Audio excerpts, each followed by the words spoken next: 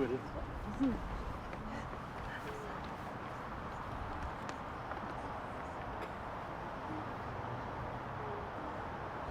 I'm afraid, my dear, the reports of our deaths have not been unfounded.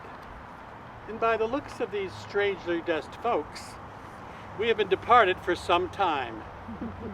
Do you not know?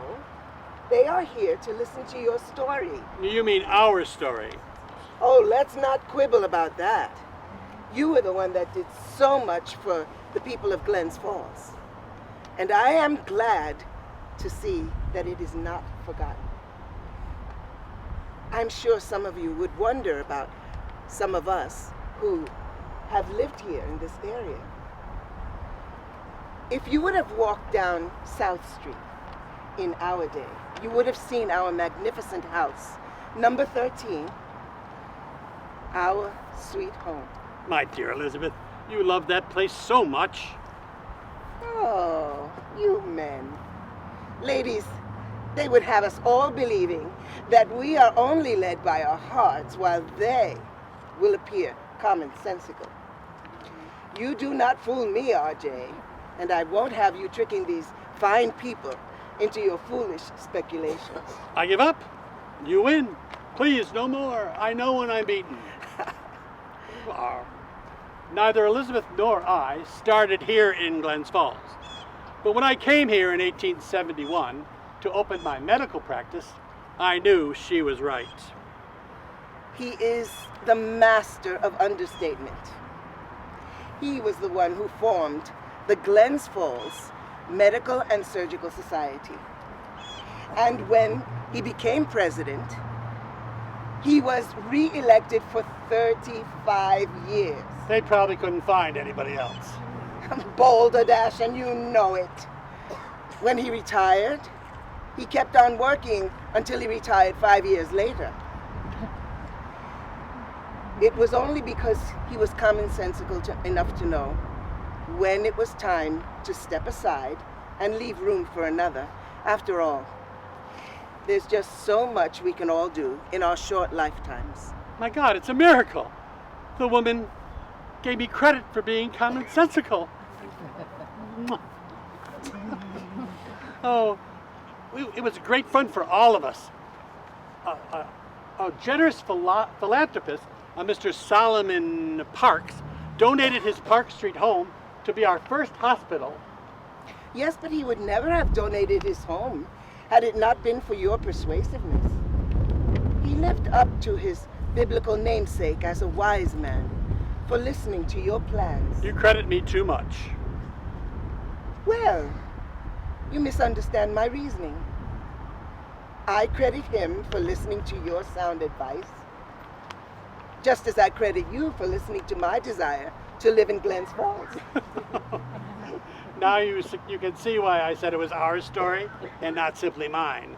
When one is celebrating one's achievements, you have to remember that they're not accomplished alone. No. This wonderful woman was not only my wife, but also mother to our 3 children, Sanford, David, and our poor, sweet Elizabeth Katrina.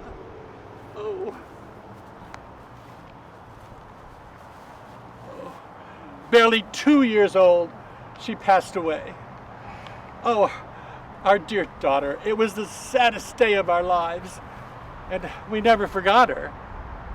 Our 2 boys grew up healthy and strong. We had much to be thankful for, but nothing can soothe the pain of losing a child. Medical science can only take us so far, and then the rest we must leave in the reasonings of Almighty God.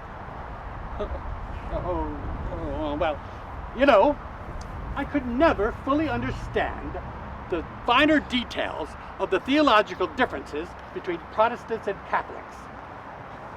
Great people in both congregations, how can one determine which one is true? I suppose one can see it as weakness, but I could never align myself with one in opposition to the other. Weak? You held yourself to a higher standard by choosing not to identify yourself with either religion. I will not have him telling his story that way. If he cannot tell his story, I will have to tell it. Dear, I can tell a story. Oh, yes. Oh, Jay, you can tell a story all right. I remember well how poor boys, all facts and figures, and their eyes, would be rolling out of their heads. They couldn't understand why you would get so excited. Oh, they loved it. When I told them about the new hospital, they were jumping up and down with joy.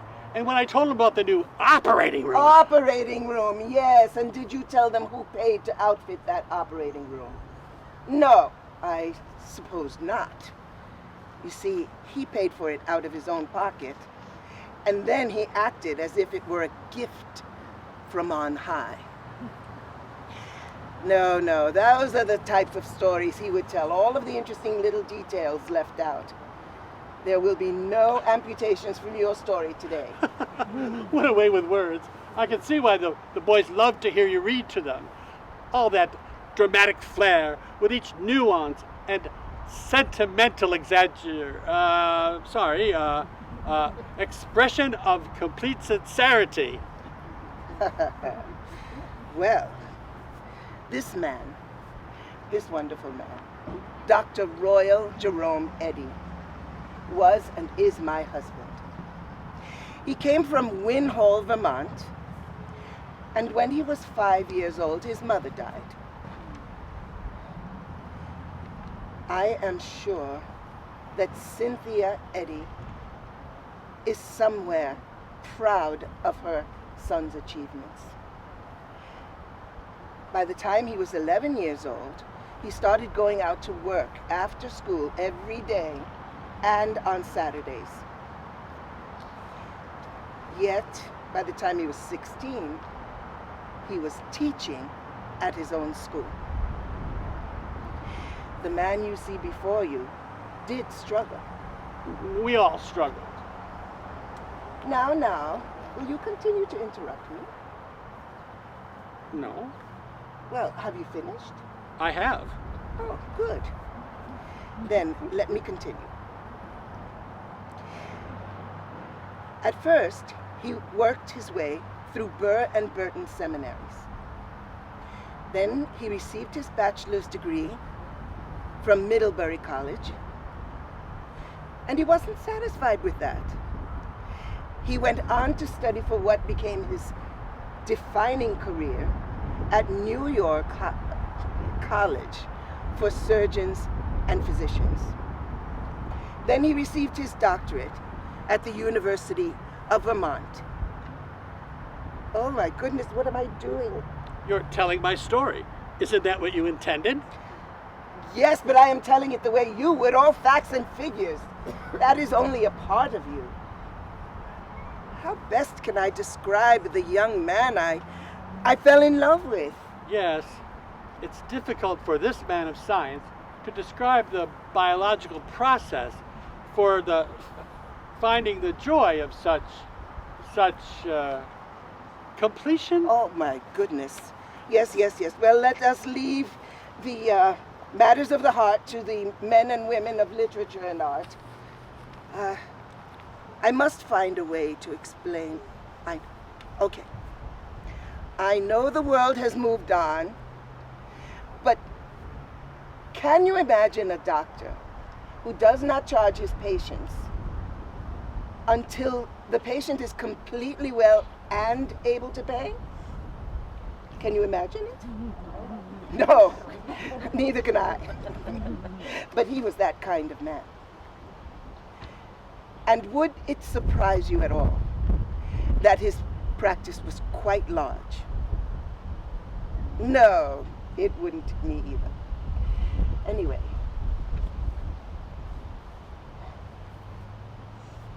we loved him dearly for his generous heart.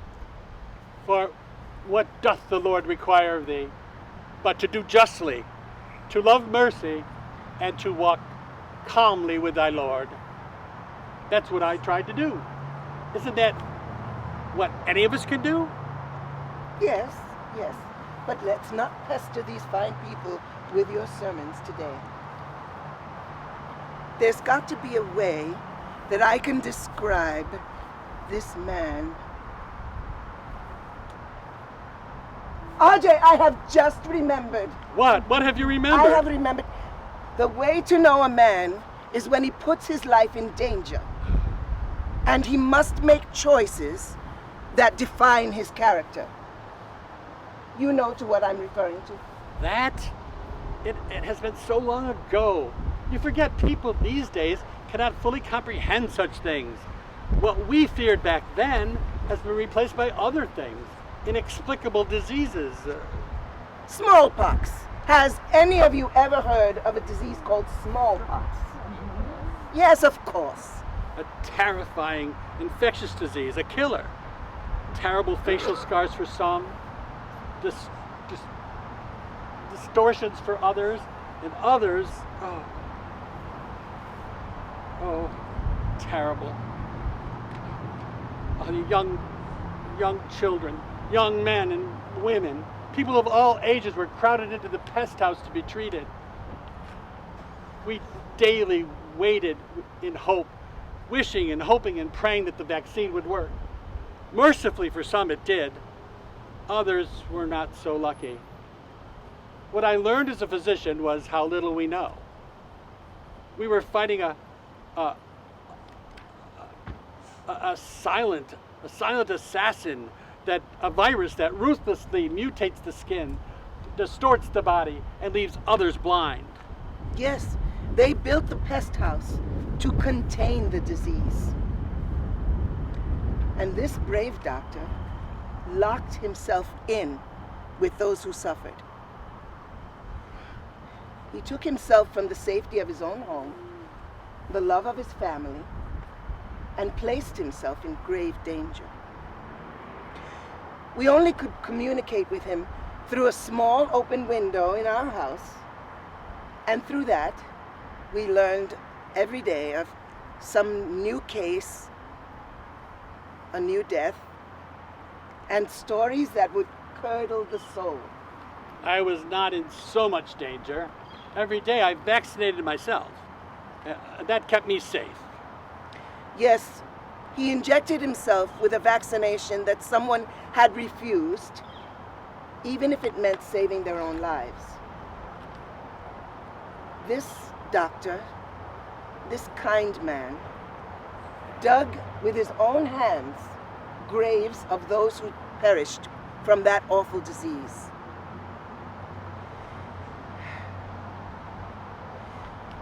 It takes great pity and compassion to dig the graves and put to rest your own friends and neighbors. So you see, ladies and gentlemen, when you walk amongst these gravestones, please think of the sacrifices the men and women have made and of the noble lives they represent. Thank you very much. Thank you very much.